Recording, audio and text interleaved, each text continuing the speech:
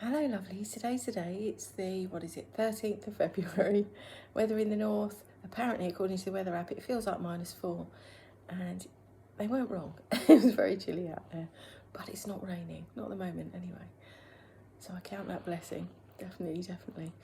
And I've got the biggest smile on my face. I've received an amazing gift this morning from a knitting designer called Namby Pamby Knits, and they're on Etsy and Insta. And they are just awesome. And they've made me and sent me a scarf. Completely surprised, out of the blue, they've sent me a scarf. And it's got Telford Parade Mansions written on it. And my book is called Telford Parade, but it's set in Telford Parade Mansions. And it's just amazing. It's a gift to say, well done for being a publisher, a published author, not a publisher, a published author for a year. And that year has been really interesting, because it's really made me look at the second book. I've been proofreading it and tweaking it, and the third book too. And dare I say, the third book is even better than the first, in my opinion. But I assume we grow as we write. That was my first ever published book, so you can only move upwards from it, and that's the beauty of writing. You learn to be better at it, and I'm so grateful to be learning to be better at it. And the other reason I'm smiling is because I'm reading back a chapter from my story, and which I still haven't quite decided what I'm going to call. I've still got the title Kimberly Valentine, A Whole New World in my head, but who knows, because I am living in a whole new world. But this particular chapter, what I've done in this book is I've given each chapter like a title. And this one's called, It's So True What They Say, You Can't Ride Two Horses with One Arse. And it really makes me smile every time I think about it. And it's really made me think quite a lot about my journey and how things have unfolded the way that they have. It's been quite enlightening for my own self, because when you meet people, you can allow them, they get under your skin, and you think, oh wow, this is something special, blah blah blah, whatever it might be.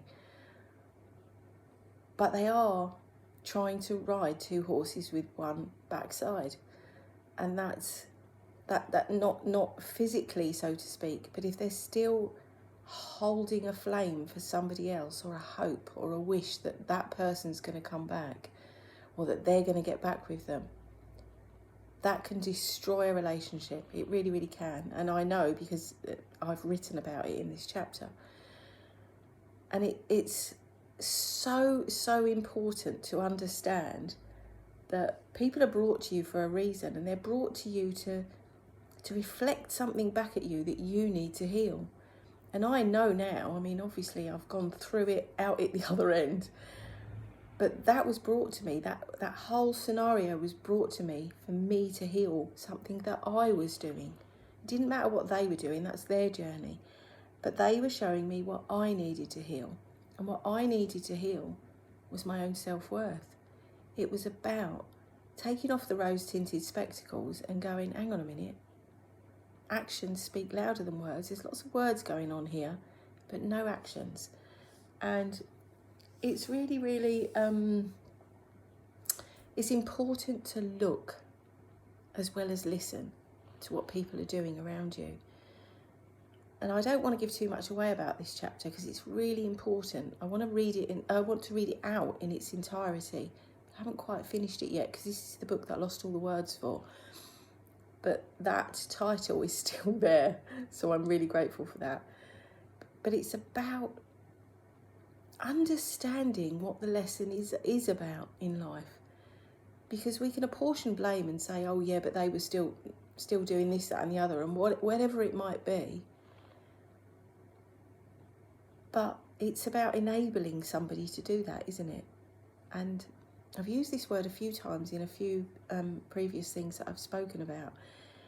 And I think my biggest lesson, and this is just me speaking for me, is that I have enabled people to do things through me and to me because of my own self-worth. And that's a massive, massive realisation. When you realise that you're allowing it to happen because you don't have enough thought of your own feelings and your own emotional well-being to do anything about it. And I think this journey has really taught me that I do deserve better. I do, my heart deserves better because I have a good heart. And this journey really, really has made me think about change. It really, really has made me change as a person, and not just my physical appearance, but inside. I'm not that person any longer. I will never allow that to happen to me again. 555 on the timer as I say this. Change. It was that change of mind, that change of mindset, that change of my inner narrative, my own narrative, telling myself every single day, you deserve better, you deserve more, that made me take off the rose-tinted spectacles, give them a clean, and then go, oh, actually, not quite so rosy. and I'm laughing now. At the time, it was gut-wrenching because I couldn't quite figure it out. I couldn't quite figure out why it was happening to me. And then I realised because I was letting it. And it was as simple as that. When you actually pull back your energy from somebody and you say, hang on a minute, hang on, I deserve better than that. I demand better than that.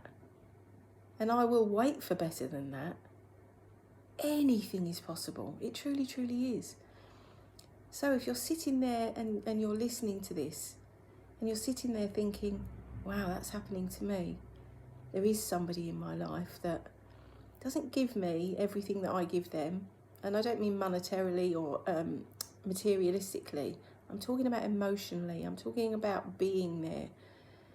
If there isn't somebody that has your back 100% and you have theirs 100%, then there's something you need to look at. And it's about looking inside yourself. What are you accepting? What are they dishing out? What are you accepting? Hard lesson for me to learn, but I think I finally got it. And it's freeing. It's absolutely freeing, I'll tell you. It's the most amazing feeling in the world. And I was talking to a friend the other day. She lives in South Africa, and we've been friends for many years. We met in Dubai, then they've gone back to South Africa, I've come back to the UK, and